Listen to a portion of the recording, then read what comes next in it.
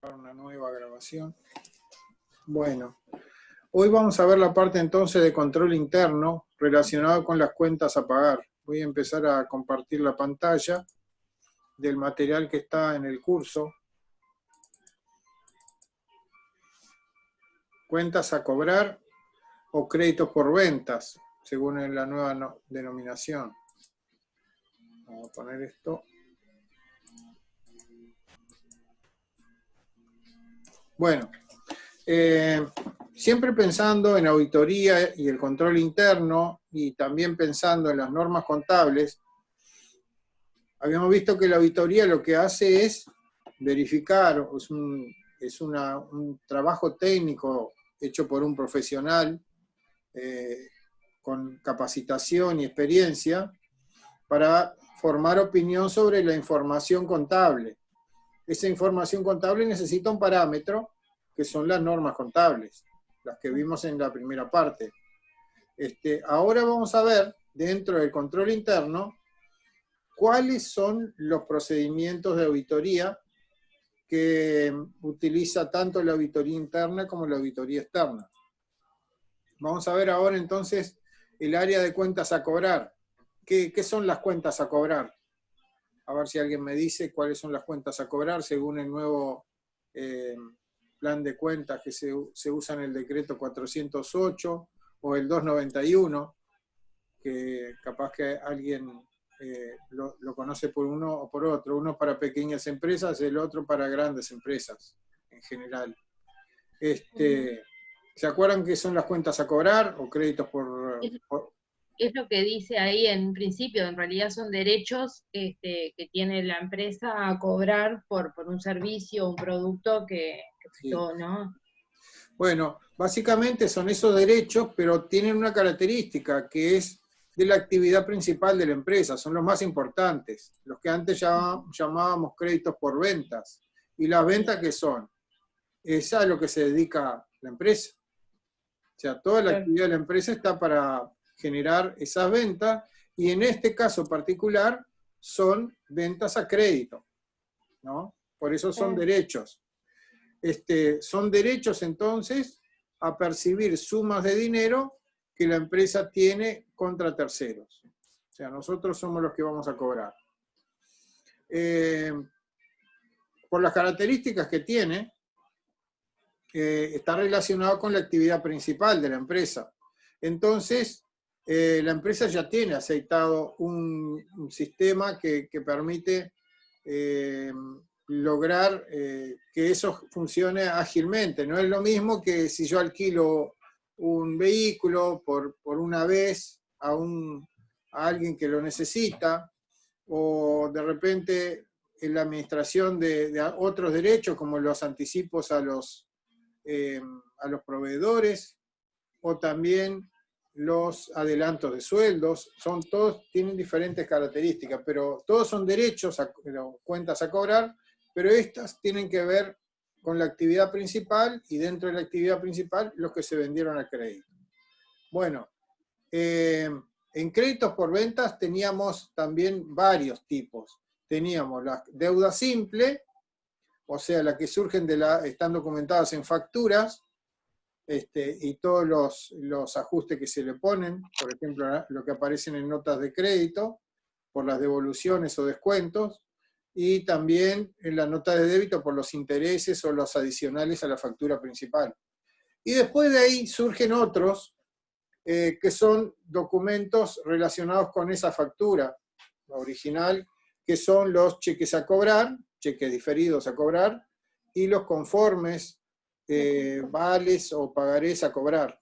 Son todas cuentas que están relacionadas. Unas tienen más garantías que otras, y por eso se usan en la práctica comercial para agilizar la forma de negociación. Bueno, son intangibles, como lo dice ahí, y es difícil hacer, como en el dinero, hacer un examen físico. Entonces hay que usar otros procedimientos para confirmar que esos saldos de cuentas a cobrar coincidan con los registros contables, ¿no? Entonces, lo que vamos a ver son confirmaciones de saldos, y confirmación de saldos significa que yo le pregunto a alguien, ¿cuánto me estás debiendo? ¿No? O verificame que esto que te estoy mandando es lo que vos me estás debiendo a mí. Hay varias maneras de hacer la confirmación. Que yo le digo la cifra. ¿Cómo? Exacto, pueden ser de varias maneras. Miren, una es que yo le mando el estado de cuenta tal como lo saco de mi contabilidad, ¿no? Y el otro que está del otro lado dice, bueno, mirá, coincido en todo contigo, excepto en esta parte que este comprobante no lo tengo yo.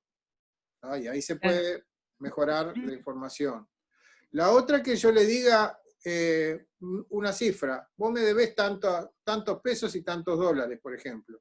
Confirmame si es cierto, ¿no? Y la otra es al revés, no le digo nada y le pido que me mande en la cifra o un estado de cuenta mío, de mi empresa, que ellos tienen. O sea, hacerla al revés, que ellos sean los que me digan la información, ¿no? Generalmente eso no va a la empresa, va al que lo solicita. En ese caso sería la persona que es el auditor, interno o externo, porque él no puede confiar en que la contabilidad está bien, porque de repente es en la misma contabilidad donde se están haciendo maniobras, ¿no? Entonces la información no puede llegar, las pruebas no se pueden hacer por los mismos lugares que están cometiendo un fraude, por ejemplo. Entonces, esto llega a manos directas del auditor.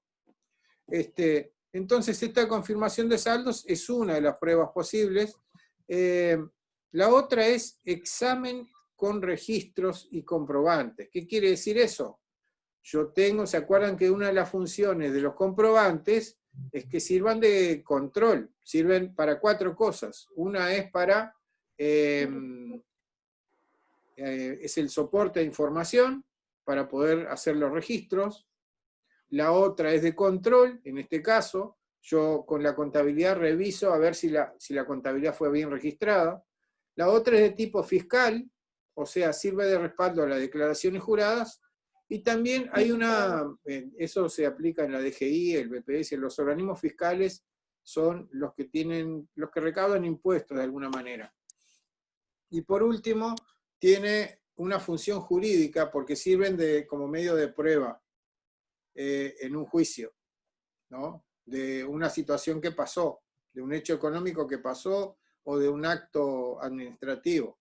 Entonces, sería un examen, la primera prueba sería una confirmación de saldos que pueden revestir esas 4 características que vimos hoy, o yo le envío un saldo, o yo le envío un estado de cuenta, o le pido un saldo, o le pido un estado de cuenta de la otra persona de un determinado periodo. Y el examen es la segunda prueba con registros y comprobantes. O sea, yo voy a revisar el bibliorato, o sea, el archivo, donde están todas las facturas, y agarro al azar una gran cantidad, y empiezo a revisar a ver si ese comprobante está registrado bien en la contabilidad. Y ahí me voy a encontrar varias cosas. Que está bien registrado, que no lo registró bien, que no lo registró, que lo registró 2 veces. Entonces, son distintas situaciones que se van a comprobar y que van a ayudar a emitir un juicio. La otra son pruebas matemáticas y revisiones conceptuales, la podemos englobar en el mismo grupo. Las pruebas matemáticas es lo que debería dar, ¿no? Yo normalmente tengo unas cuentas a cobrar que representan, supónganse, el 20% de todo el activo. Y resulta que me encuentro que en este momento las cuentas a cobrar son el 45% del activo. Hay algo que está pasando ahí, hay algo raro. Llama mucho la atención que normalmente yo tenga un 20% y de repente tengo un 45%. Esa prueba matemática no me va a resolver ningún problema, no me va a detectar ningún problema, pero me está dando una alerta de que hay algo raro que está pasando. Y las revisiones conceptuales también. ¿En qué se basan esas revisiones conceptuales? En algo que nosotros vamos a ver después, que son los indicadores económicos y financieros. O sea, emito un ratio, un índice, o un indicador, es lo mismo, todo eso es lo mismo, y les digo, bueno, esto me tiene que dar tanto.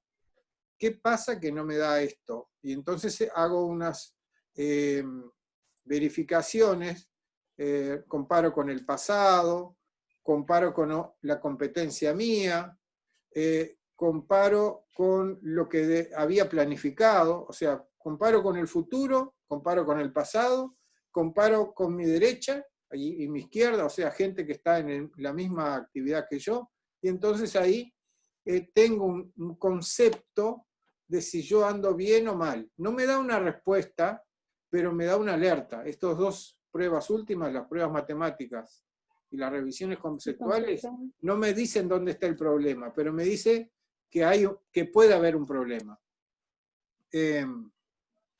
En cuanto al examen físico, el examen físico cuando se puede hacer en elementos como representan documentos, se puede revisar el documento, pero no si ese documento representa algo, o sea, no representan dinero en realidad, son equivalentes a crédito, o sea, cuentas a cobrar. Entonces vamos a ver ahora los objetivos de la auditoría externa, o sea, qué haría un auditor externo y qué haría un auditor interno, en el caso de auditoría operativa o auditoría interna, que en realidad auditoría interna y operativa no son exactamente equivalentes, pero son muy parecidas. Son hechas por personas de adentro de la empresa que tienen la misma característica. Interno es más abarcativo, operativo es más de la actividad. Bueno, ¿qué tiene que hacer el auditor externo? Lo primero, determinar que los créditos existan. O sea, ¿cómo hago yo para saber que un crédito existe y que es mío? Tengo que tener un respaldo, ¿no? De algo que diga que debo tal cosa o que me deben tal cosa. La otra es que la titularidad corresponda a la empresa. O sea, yo tengo una cuenta a cobrar y además es de esta empresa, que no esté mezclado cuentas de otras empresas dentro de mi empresa y estén dentro de este grupo. Recuerden que las normas contables están dirigidas a dos tipos de cosas. Una están relacionadas con normas de exposición y otras que son normas de valuación. En este caso, la titularidad, supónganse que sea un crédito a cobrar, puede ser que yo tenga esa cuenta a cobrar, pero que no sea yo la persona que sea el beneficiario de esa deuda, o sea, que sea el controlante de la deuda. Les pongo un ejemplo. Supónganse que alguien me debe dinero, pero en realidad yo estoy trabajando en nombre de otra persona. Lo que se ocurre cuando hay una venta en consignación. Una consignación es, yo pido a alguien que me preste su mercadería para venderlo. Y yo después le rindo cuenta de esa operación, ¿no? ¿Qué fue lo que vendí? Y él me va a dar una comisión, ¿no? Un porcentaje. Un porcentaje de esa cantidad. Es una modalidad que se... Profe, disculpe que lo interrumpa. La compañera Carmen Rodríguez avisó que se le cortó la luz, por eso salió de clase. Ah, bueno. Está. Bueno. Así que vemos que los créditos deben existir, que la empresa sea el titular del crédito, que las ventas registradas surjan de operaciones auténticas. O sea, acá estamos, no sé si yo les comenté, no sé si fue con esta clase, normalmente a fin de mes, normalmente no, ocasionalmente puede llegar a pasar que los vendedores se encuentren presionados a llegar a ciertas cifras, porque si no los despiden o los observan o algo por el estilo. Entonces a fin de mes lo que hacen es inventar ventas que luego anulan con notas de crédito. Como ellos cobran comisión, obviamente están interesados en que las ventas lleguen a determinada cantidad. Lo mismo que si ganan un premio por esa causa, por llegar a determinado nivel de ventas. Bueno, acá lo que salen a buscar auditores surge, es que hayan ventas a crédito que estén registradas y que surjan de operaciones auténticas, que no sean inventadas.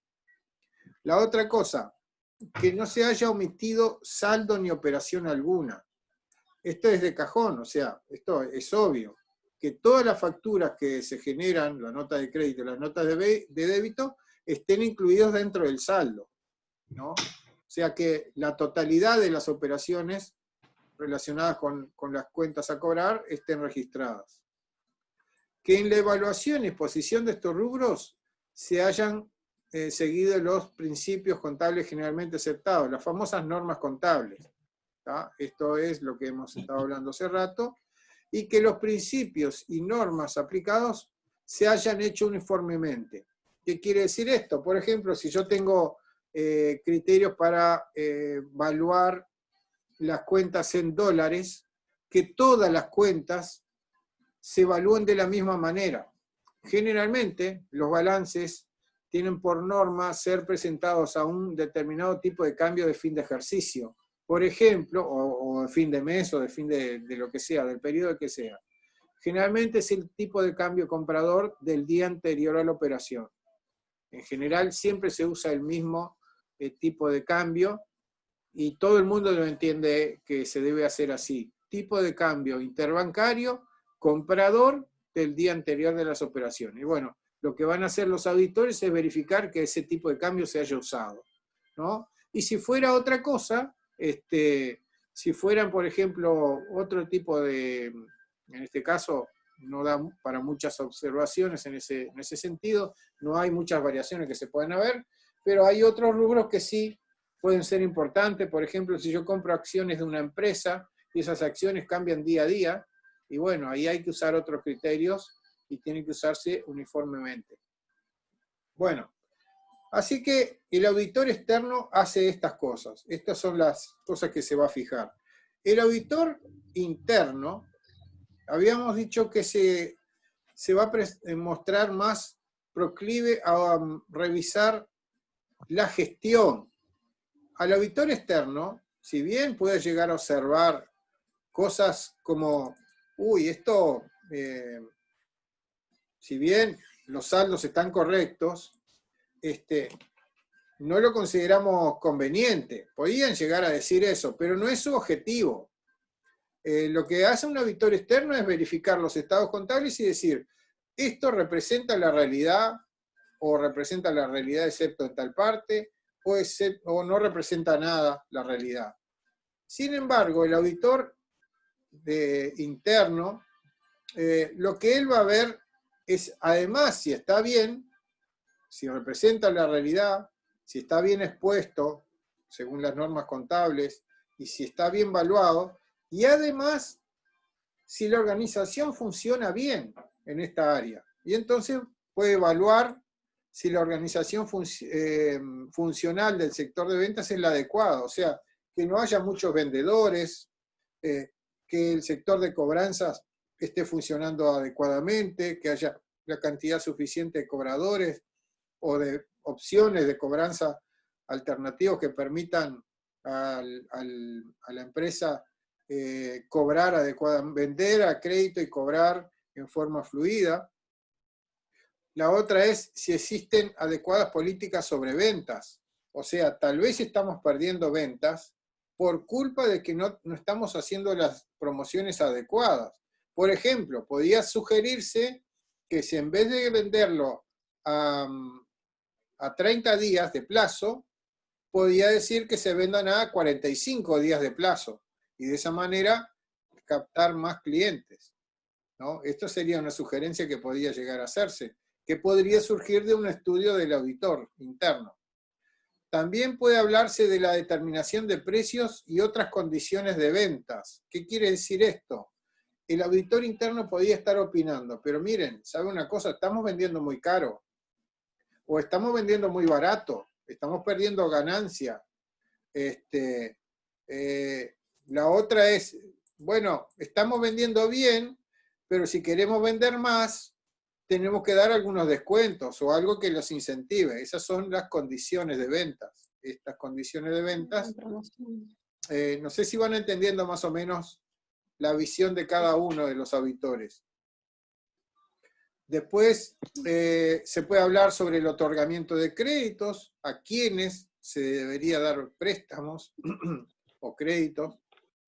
Después, en la etapa de proceso de venta, si todo está despachado, o sea, que yo facturo y además despacho, verificar que los servicios prestados son facturados, o sea, si yo doy servicios en vez de entregar bienes, verificar que esté todo facturado, e inclusive, si yo estoy mandando fletes, si yo se los estoy facturando al cliente, también podría ser eso una de las cosas que tienen que ver, que podrían generar algún tipo de pérdida para la empresa.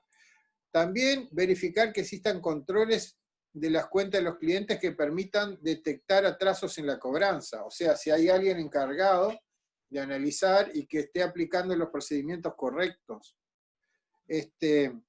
La otra es si toda cancelación de cuentas a cobrar, consideradas incobrables, se encuentran debidamente autorizadas. Normalmente, ¿se acuerdan? En el segundo, nosotros teníamos distintas categorías de deudores. Deudores comunes, después habían deudores en gestión, deudores concordatarios, y también llegábamos al nivel de la pérdida total, que es el deudor incobrable. Bueno, para llegar a incobrable, estamos bien igual, de tiempo. Para llegar a incobrable, a ver cómo hace para autorizarse que eso va a incobrable, porque dar como incobrable es como hay que enviar una pérdida y desaparece uno de los créditos por ventas, o sea, estas cuentas a cobrar. La otra cosa, si los documentos al cobro se hallan físicamente segregados. ¿Qué quiere decir esto de segregados físicamente? Quiere decir que primero que estén en custodia y que estén separados físicamente, por ejemplo, del dinero, que tengan un lugar físico separado, los cheques diferidos de los conformes a cobrar, ¿no? Y que estén todos ordenados. Segregados no quiere decir solamente separados, sino también ordenados y guardados en forma de alguna manera racional, para que uno pueda hacer un recuento de esos documentos, ¿no? Y verificación de que no desaparezcan ni nada por el estilo. O sea, están bajo permanente custodia y control. También que haya un responsable y medidas de seguridad física. Quiere decir, generalmente puede ser un tesorero. El tesorero que está por arriba de los cajeros es la persona que administra y verifica los vencimientos, ¿no? Los que se van yendo a vencer, y después se lo asigna a un cobrador para que vaya a cobrar. Y eso todo está, por ejemplo, en una caja fuerte o en un lugar con llave, cosa que nadie puede acceder a él. Como ven, las funciones del auditor externo e interno son un poco diferentes. Todo hace parte del control interno, ¿no? Y en función de estos objetivos que se plantean, ¿no? Para uno y para otro, serán los procedimientos que aplicarán cada uno de ellos. Vamos a ver ahora algunas cosas que pueden pasar. Aspectos a considerar por el control interno. Más o menos por acá, ¿van entendiendo? Sí. Sí. Bueno, vamos a ver ahora qué puede pasar, o sea, qué es lo que queremos evitar, ¿no? Algunas maniobras que se dan en la práctica, la gente se tienta, ¿no?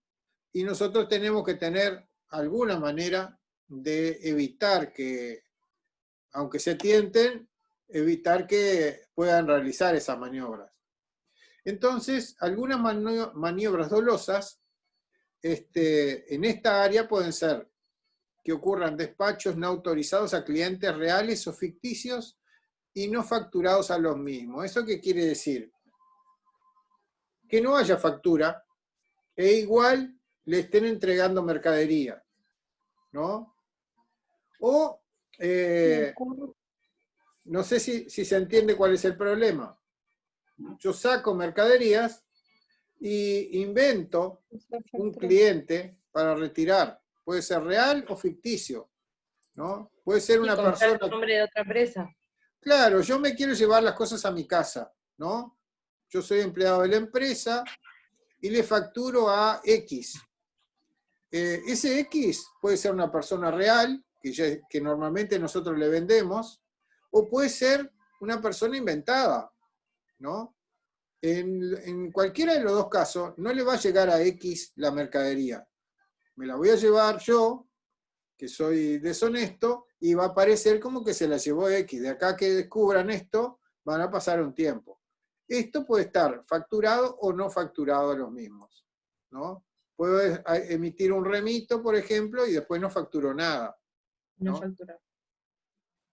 Despacho en exceso al autorizado o facturado luego la cantidad autorizada. ¿Qué quiere decir esto? Que yo voy a despachar... Los límites de crédito, ¿no? Que tiene... No. Esto tiene que ver que yo estoy despachando más mercadería de la que yo digo que está en la factura, ¿no? Sí. Y también, sí, claro, facturando acá luego la cantidad autorizada,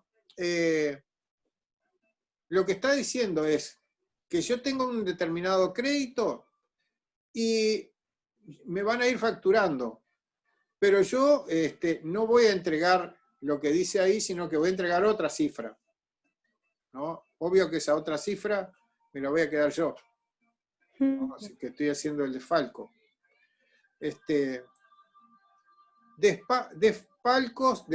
Despachos de artículos de mejor calidad de la autorizada, facturando luego un artículo que no es. Por ejemplo, yo les digo que estoy enviando anillos de oro y en realidad entrego los anillos de oro, pero facturo de plata. ¿Me entiende cuál es la diferencia? Despacho artículos de mejor calidad que la autorizada, facturando luego esta categoría de bienes. Si llega a terminar la clase, arranco de nuevo enseguida. ¿Ah? Bien. Bien. Facturaciones a precios inferiores a los normales. ¿Qué quiere decir? Que yo, por ejemplo, si me ocurre venderle un auto a alguien, o no, vamos a pensar que no es un auto, pero supónganse que yo tengo un equipo de música de muy buena calidad y se lo vendo en $100 y vale 1.000, ¿no? Esto sería otra de las cosas que tengo que verificar. Alteraciones en las operaciones matemáticas de las facturas preparadas. ¿Qué quiere decir? Que yo pongo, por ejemplo, producto A, 100 pesos, producto B, 200 pesos, total, 50 pesos. O sea, hay errores exprofeso que deben ser, que obligan a que el cobrador o el vendedor después figure con una deuda menor a los productos que se llevó. No sé si se entiende cuál es la idea. Hacen errores exprofeso. Facturas no debitadas en las cuentas de los clientes para posteriormente interceptar las correspondientes cobranzas. ¿Eso qué quiere decir? Que yo hago una factura, ¿no? Se la debito a la cuenta del cliente, pero cuando voy a cobrar, cobro y no se la... me quedo con el dinero. Me intercepto la cobranza. Desaparece la deuda porque el cliente no va a figurar en la cuenta del cliente, va a figurar, por supuesto, en la factura, pero yo no voy a hacer